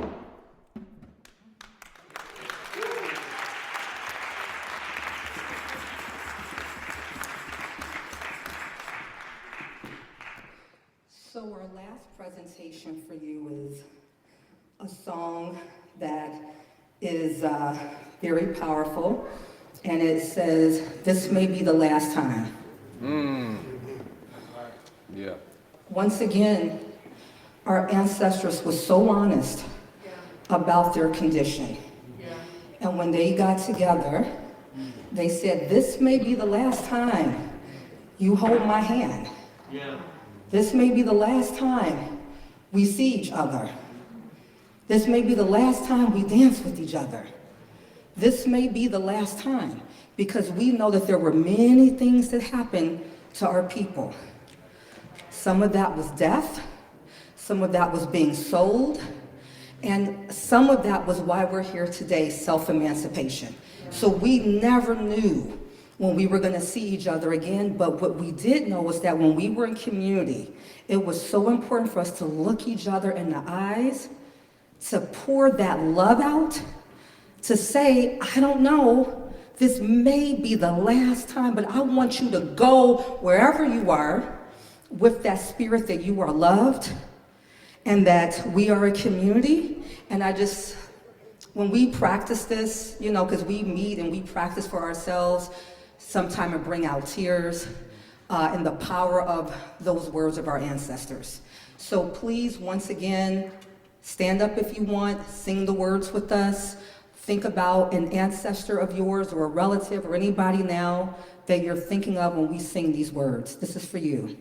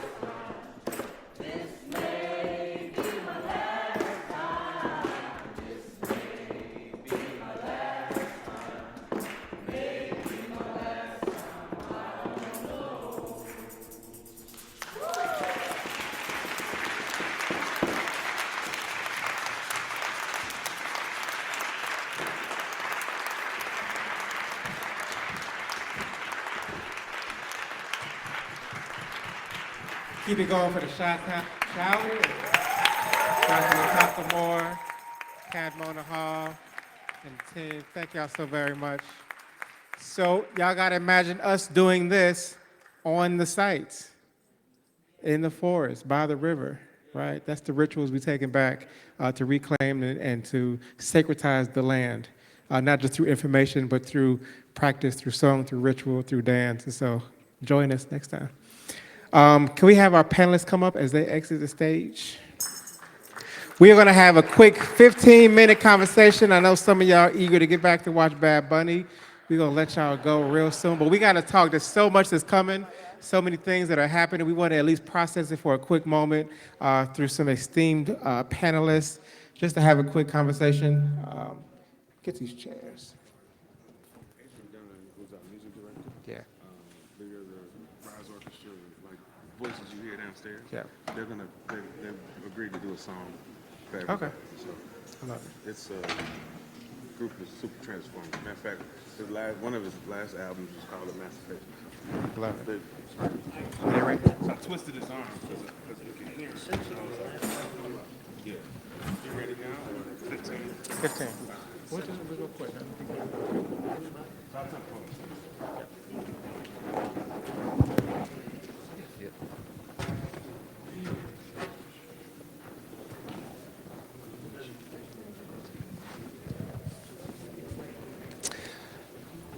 All right, y'all ready to talk now? We've been moving and shaking and dancing and singing. But we also have some really brilliant folk up here, so we also want to hear their words. So as we think about how we're making sense of this, making meaning of all of this, and to tie in what we've learned today, what we've experienced today, and take that as inspiration, instruction, and guidance for what we can do collectively. That's kind of what we want to talk about today. Can we quickly go and just do introductions? We want to make sure y'all know who's in the room. I know them, aspects of them, but we are such full, dynamic people. So I would love to learn more about, you know what I'm saying, the things that bring you to these kind of spaces. Just with a quick introduction of who you are, what your work is, and why this is important to you. We'll start down. Professor Allen. Good afternoon. I'm Professor Alan Turner. I teach game design and play at DePaul University. And my research is mostly about ways that we can pay attention to the rituals that are in our everyday life, how we can decolonize those things, and use play as a way to punctuate conversations, either start them or finish them, to get us to pay attention to not just the narratives that have been placed on us, but the narratives that arise deep within us, and how we bring those into the world and live our truest lives. Love it. Thank you. Thank you for being here. Blessings, everybody. My name is Donell Barnett. I'm a clinical psychologist from right here in Chicago. I guess most important is that I am affiliated, member of the Association of Black Psychologists, and so I think a lot about our blackness and how that relates to our mental health and wellness. I'm also a associate minister at Oakdale Covenant Church, and so I also spend a lot of time thinking about the Black spiritual tradition and how we integrate those things in our healing and in our wellness. Glad to be here, and this has been wonderful so far. And a quick announcement before we go on. If y'all hear that sound, I thought it was a radio at first. What we learned was there's a choir rehearsing downstairs that are open to closing this ceremony out now through the urgings of Pastor Troy. So they're like, we can hear you anyway. Y'all might as well come up and sing a song. So after we finish, don't run out. That choir will be here in a moment. That's a real life, actual choir downstairs getting ready for us. Yeah. Dr. Nataka Moore, I'm a licensed clinical psychologist, professor at Adler University, and also I'm also co-founder of the Mbwako and Harambe Collective, where we look at the traditional ecological knowledge of our ancestors to talk about how they brought their indigeneity over here, because just because they were forced over here doesn't mean they gave up being indigenous. And that indigeneity, all that knowledge is how we survived on this land. And so I do a lot of talks and presentations and workshops about the ways and the genius of our ancestors in keeping those traditional ecological knowledge and practices alive. Love that. Well, you got the mic, Dr. Nataka. Can you talk to us a little bit about Like we all represent scholarship, we got academicians, professors, we got people who are very well versed in going in libraries and doing PowerPoint presentations and sort of writing in journals. But you wanted to study ring shout, but not in write papers about it, but to create a group where we were doing that actual thing. Yes. Tell me about what is important about study and returning to memory that has to be felt, experienced. Why do it and not just read about it? Absolutely. So I also want to talk about Dr. Hall over here, if you can wave your hand. Her and I started this journey together where we did initially start by reading and talking to folks who've been doing this work. However, to your point, reading it doesn't do it any justice. Actually embodying it helped me to, in a very deep way, to understand a little bit of the psyche of our ancestors and how they took care of themselves, how they believed so much in their humanity and their mental health by going around in this circle and embodying it and actually feeling my spirit regenerate itself in community. There is nothing like studying it and reading papers, but doing it literally, as I said earlier, it collapsed time. It placed me really in their footsteps to understand why they would go so far and do what they did.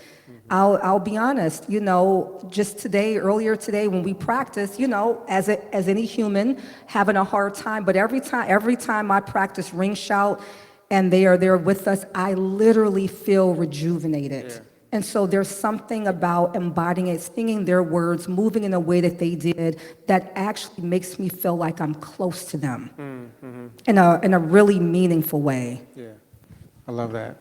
Dr. Barnett, a psychologist, former president of the National Association of Black Psychologists. Mental health is popular. People are talking about going to therapy. We are aware of the sickness and injury that we've experienced. And there's a certain way that Black folk do it. And it's different than maybe we would learn in school from the reading the Freuds and the Skinners and the Becks. There's something particularly cultural about how you see psychology. What does music have to do with that? Why does music as a modality healing? What are the healing properties that you see in your work that music brings that therapy, talk therapy might by itself couldn't do? I think of a couple different things. Music has a way of, when we are a part of creating the music, it is that creative energy that allows us to release the things that are on our mind, that bog us, that we feel pain from. It is a way of release and creativity at the same time. And so we wrestle with kind of that duality of this is my pain and it is my purpose at the same time. Yeah. And music has always been a conduit for both of those things. And so to the extent that mental health and wellness is about the absence of pain and the bringing of newness in our lives, music is a perfect door for both of those things. And so as has been discussed, our ancestors knew that long before the so-called theorists put pen to pad. And they carried that tradition and taught us that tradition and allowed us to continue to express it. So we're intentional even about our children. I love that the brother brings his children here, right, to be a part of that cultural tradition so that we grow up knowing that even if I can't afford a therapist, that's right. I know that there is a place for healing and hope and some practices that were given to me from those that have gone before me. So just one small response to that answer. Yeah. I love we're talking about healing, and healing to me connotes this idea of like releasing tension, being connected, feeling better. But then the context of this conversation is also about fighting, resistance. The moment is also calling for justice seekers. And you can start, Professor Allen, but y'all can all speak to this. How do you think about the musical technology as something that is inspiring healing versus fight? Is it different? Does it sound different? Is it contextual? Is it something about the frequency or the tone?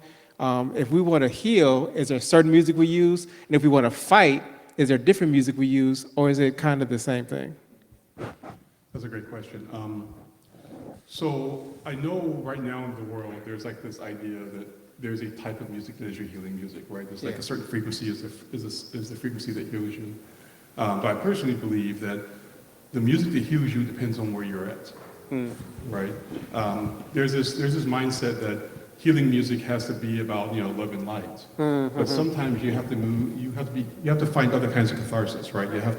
Sometimes you have to get rage out of your system before you can get to a point where you're able to take action that is nourishing. Yeah. Sometimes you have to move the love and light out of your system so that you can get mad enough to do the thing that you need to do. So paying attention to the kind of music that is activating you where you're at physically, where you're at mentally, where you're at emotionally. If it opens a door, jump through that door, dance through that door, and then connect in that moment when you're passing in that liminal space. I think that's where you start to connect with all the other people who have done this battle. Yeah. And when you get into that movement, just like I like to imagine most people in here have seen Sinners. Yeah, Sinners. You know that scene in Sinners when everyone is kind of dancing inside the juke joint? That's that moment, right? Yeah, Where it doesn't matter yeah. what kind of music. It could have been the blues. It could have been someone doing some R&B. It could have been somebody doing some punk. Yeah. It doesn't matter what it is. If it moves you, it's not just moving you. It's moving you all the way down and all the way up. Yeah, yeah. Right? Yeah. So at that point, you become your river. And when you are your river, you can choose what kind of action you're going to take. Are you going to be a crazy torrent that pushes down the dams? Are you going to expand your borders? Or you expand your banks? Or are you going to just be in stillness and take your time with the rock that's in your waters right now? But you have to get to a point where you are in presence with the fact that you are this confluence of souls connecting and lifting each other up. I love that. That's beautiful. We've been talking about seeking freedom, and the journey by itself is arduous, just like walking for hundreds of miles by itself is a difficult task. But doing that while someone's chasing you adds another layer. Knowing someone's waiting for you when you get to a space means that there's the journey, but then there's the opposition. When I think about contemporary expression of the music, help us with how do we identify what has happened to distort our art and our culture from empire? How have our music been weaponized in ways that has gotten in the way of healing, gotten in the way of justice? What can we do to identify and to move around and to resist the manipulation of our musical forms, from outlawing drums to weaponizing hip hop to just taking our medicine and our power, turning it against us? What does that look like now? How do we see it? How do we protect ourselves from that? Is there something that we can do to continue the opposition, right? To continue to face that opposition and how that shows up in art, culture, and music? If I can, one thing that really stands out to me is that the spiritual power that is our music, that regardless of what we have gone through and been through, there is not a force on earth that can stop the spiritual movement of the music and the culture that we've seen from generation to generation. The threat is we lose the context of why we do what we do. So as I was watching the ring shout, you can see the tambourine and the dancing and the shouting, right? I grew up with that. In the church. Right? That is the black church all day long. But we don't know that. We don't know that that is a part of our story that's beyond just something that you see on Sunday. And so I think one response to your question is we have to begin to name the things that are ours. And then we're in a better position to understand how they are a force for our wellness and for our good and for our higher connection horizontally and vertically with the spirit and those that are around us. I love it. Yeah. Anybody else have any thoughts about that idea? The weaponization of music and art. You all hear me? Yeah, you got it. I think that's a really powerful question that you're asking, and to be honest, it takes a lot of deep thought for me to really think about that. But initially, a couple of things that's coming to mind is the first thing that settlers, colonizers, invaders, whatever you want to say, did was try to break culture. That was the first thing for Black and Native folks, made our culture illegal. Why? Yeah. Why would that be one of the first things that they would do? Because they understood that culture for our people meant power, meant us understanding deeply our humanity, and that we would fight for it if we were deeply entrenched and embedded in our culture. However, for our people, even with everything that they tried to do, we never forgot who we were, and we still created. We still were innovative. We still found ways to teach our children who they are. And with that being said, many different genres were birthed, whether that is the blues and singing, our true story, which we see comes from ring shout, whether that is rhythm and blues, whether that's jazz, whether that's hip hop. In terms of the weaponizing, we know that white producers oftentimes are the ones in power that can say which of our music comes through. And I want to honor all Black creatives because I think that there's stories to be told in a number of ways, but we need all of our stories to be told, not just one lane of stories, which oftentimes the white producers are able to pick and choose based on what they feel would help us to break culture. And so I think, once again, what Brother said here, we have to really understand the power and the genesis of why music is so important in our culture because it hits faster than anything else. When you sing, we digest it faster than eating food. And so I agree with everything that was said, is, understanding that culture for us is life. It's like breathing air. It's our superpower. And we can see it the way it has impacted the entire world, our music. So I'll leave it there. Professor Allen. I think I would add to that with the thought that this process of removing culture from us is also part of that is also to turn us into product. And product doesn't own anything that it creates. It's like all the conversations we're having about AI right now, right? Where imagine a bunch of people who are controlling something and suddenly the thing that they're controlling starts to say, but that's mine, but that's me. And they start to have identity. And that's terrifying. Right? That's terrifying to people who need to dehumanize people and turn them into product because their goal is extraction. And all the things that we do, our music, our movements, all those things are story, all those things are pantomime and they're metaphor for living the life and being who we need to be. And it calls back again to what Sister Nataka said. It's about our indigeneity. It's something that we don't even think about why we do it. We just do it. It just wells up from deep within us. And we have to keep making it. And there is a process of separating us from that so that we can be continually told this story that we don't own anything, that we don't create anything, that we have no identity. And that we have, and the only identity that we have is one that is pushed upon us, this monolith of blackness. And the stories that we allow to keep for our own are the ones where we're destitute, the ones where we're hurt, the ones where we are struggling and we have to be saved by the people who are taking and extracting from us. So if we're going to reclaim ownership of that, it has to be in a way where we yes and each other, right? In design, there's this idea of a yes and, where I'm going to say, hey, I want to do this thing, and you'll say yes and you'll add to it. And so we have to be yes-anding our elders, we have to be yes-anding our peers, we have to be yes-anding our youth to say, you are creating a narrative and you're speaking something in all these different ways that I wasn't able to do when I was your age or in a period, perhaps long past, but that period will come around, it's typical. So we have to empower people to have those tools to say, hey, I can make something to push against this wall, to climb this wall, to get around this wall that's trying to encapsulate me and suffocate me and tell me that I don't get to be human, that I can only be product. Love it. One last question. I'm going to do a two-parter because we have a choir here and we're going to wrap up with them. 2 parts. One, As Dr. McClellan was presenting, did anything come up that you learned, anything new that helps you with your work and your vision for how to carry forward?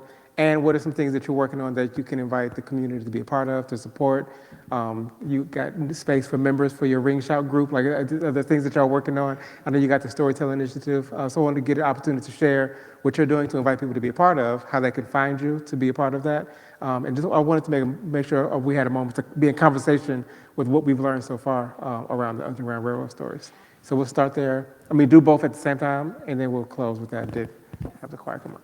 Yeah. As a storyteller, I appreciated the stories that were told of our ancestors.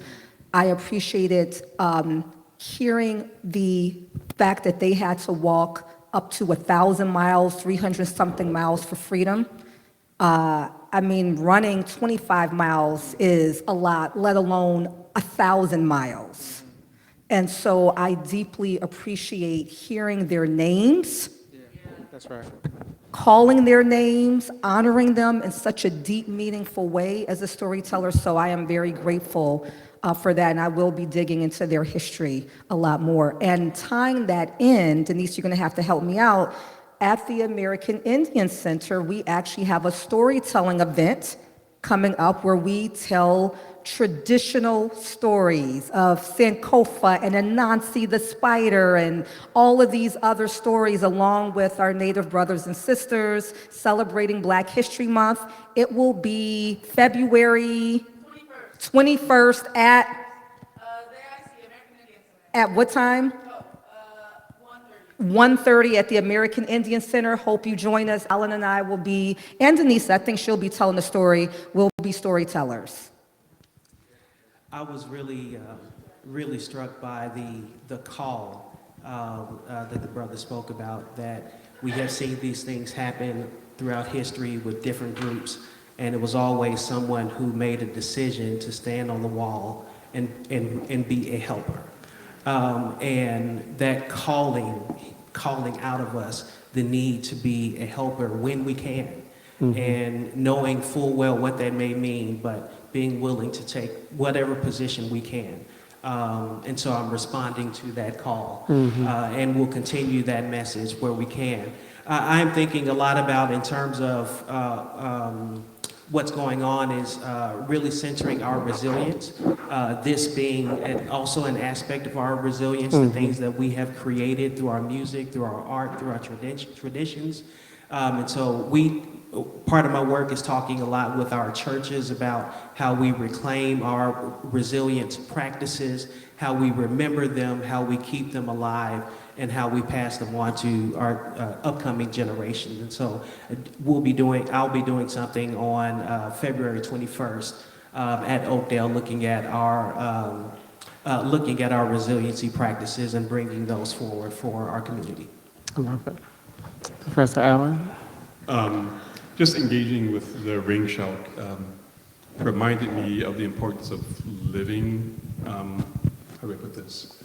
Just the importance of living, right? That these aren't just songs that we have in our head, that these are histories that we're sharing, and that we're moving forward to make sure that we haven't forgotten where we've come from, and to give us constellations to look forward, to help us figure out where we're going. So it's that Sankofa idea. And that also leads into a project that I'm working on at DePaul. I work in physical media, and I also work in digital media. And I have a project that I call Sankofa Seasons. And what it is I've created this beautiful, mystical, virtual landscape that you get to explore. And I'm populating that landscape with oral histories of people. And so what I'm doing is I'm traveling around, sitting down with young people, people my own age, elders, and just having conversations about wellness, how you've pushed through, how you're overcoming, what your relationship is with Blackness, both the Blackness that you know inside and the Blackness that's imposed upon you. And whatever you've pushed through, there's a medicine. How can we help you find that elixir, name it, and make it something that you can offer to somebody else who's in that same situation? So all of those stories are gathered into these pots. There's these story pots which are scattered all through this landscape. And every pot has a drum And so, because every story has a rhythm to it. You find these pots, you bring them to an ancestor's altar to activate them, and then you bring them to a community fire where you get to sit and listen to the story that's inside.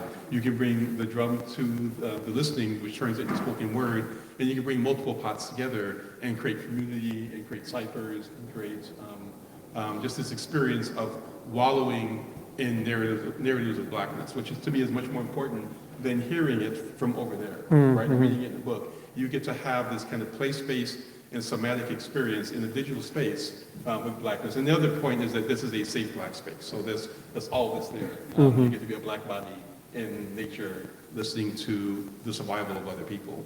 So if you'd be interested in having a sit down and having a conversation about how you move through, I'd love to have you sit down with me. And by the way, the project itself, I'm making it available free.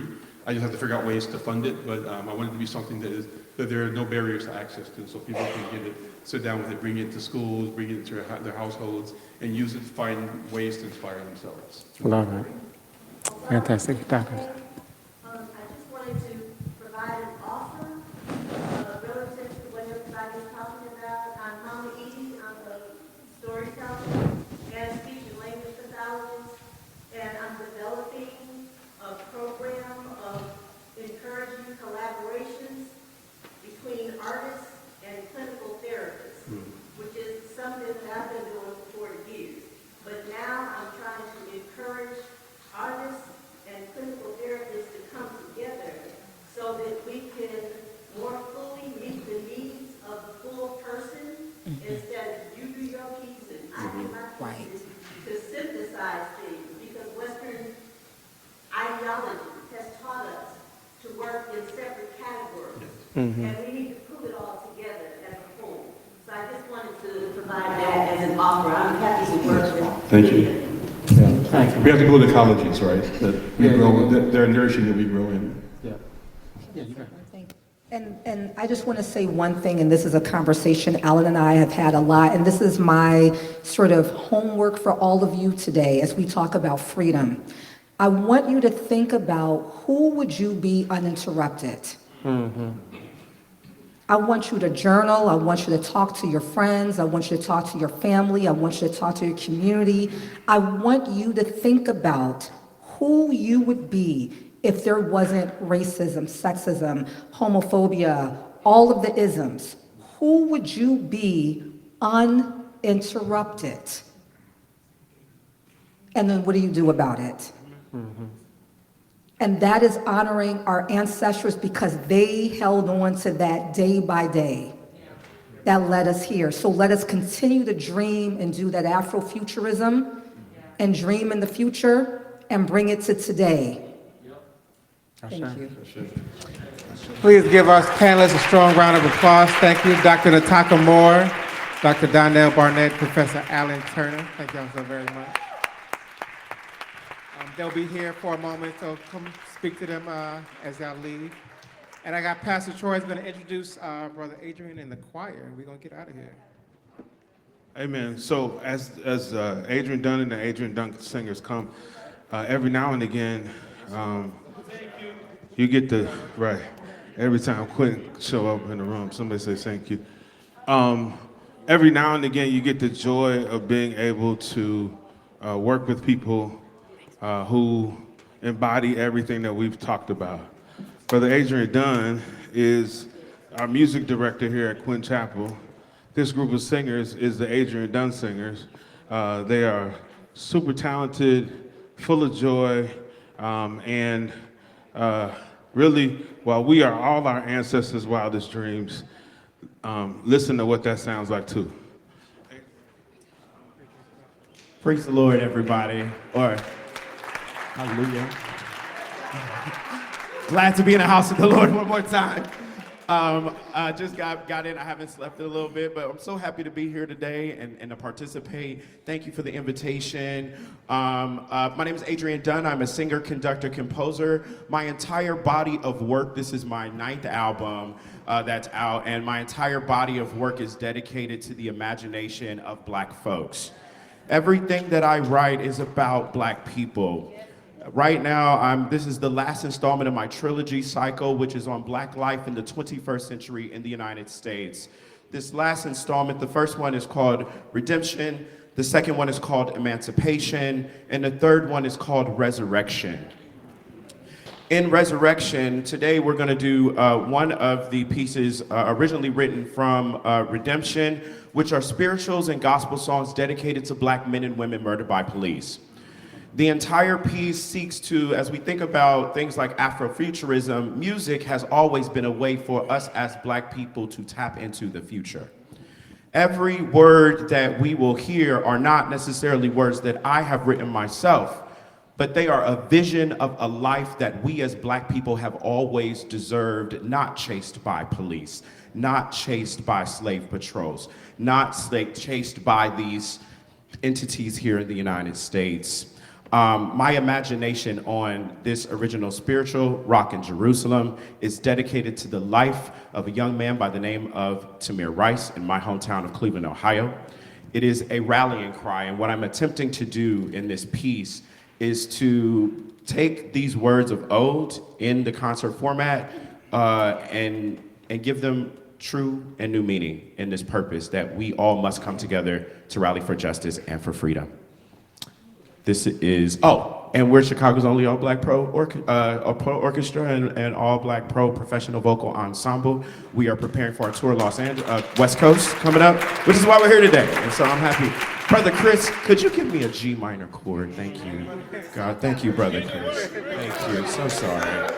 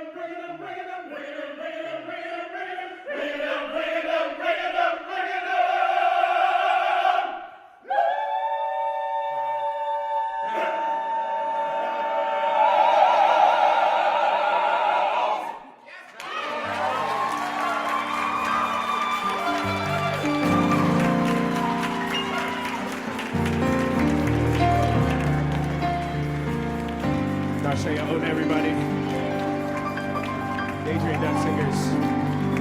If you have an opportunity to check us out, adriandunn.com, to check out our work here in the city. And also, we have some really cool t-shirts that say Black Music Matters, because it does. Black artists matters, Black creatives matter, we matter. So thank you so much. I'm really glad this worked out, and thank you.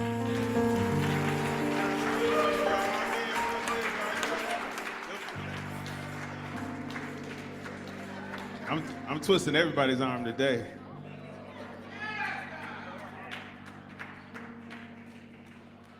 Even if it's Richard Smallwood, don't nobody.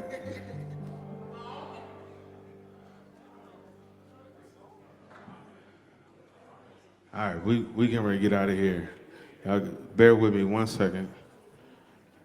So in the church, we pronounce a benediction over people as they get ready to leave this place. Benediction is a blessing that we might bless you before you leave this place. That the Lord will watch you and cover you and keep you is our prayer. That no harm will come your way. I hear in the church they say that the Lord protected me from danger seen and unseen. And so it is as they're going to help us get out of here. And I'm going to pray over you. Okay? All right? Pretty girl. She hid on me. I wish I had beautiful hair like you. Mine slipped one night. Amen. Y'all ready? Okay. So, just Richard Smallwood is fine. That's fine. Can we? Amen. Can we? For That the works. ancestors. That for works. the ancestors, Brother Richard. That works. Shall we? I think folks know that one. And I'm going to pray and do like we're leaving home, like we're leaving church. I'll do it now. I'm going to go first. All right. Here it is. Let us pray. God, we love you, we honor, adore you, bless you, magnify your holy name. We thank you for what we've seen, what we've heard, what we felt. We thank you, God, that the spirit of our ancestors is still alive. Let us carry it with us as we go. And now as we leave this place, but never got sight, walk before us, God, so we never know what it's like to be lost. Walk next to us, so we always know what it's like to have companionship. Walk around us, God, so we always know what it's like to be covered. And walk behind us, because we understand that even though weapons do form, if you're back there, they will not prosper. Now unto God, who's able to keep us from falling and present us faultless before God's glory with exceeding joy, be the only wise God. Be glory, majesty, dominion, and power. And the people of God did sing, amen.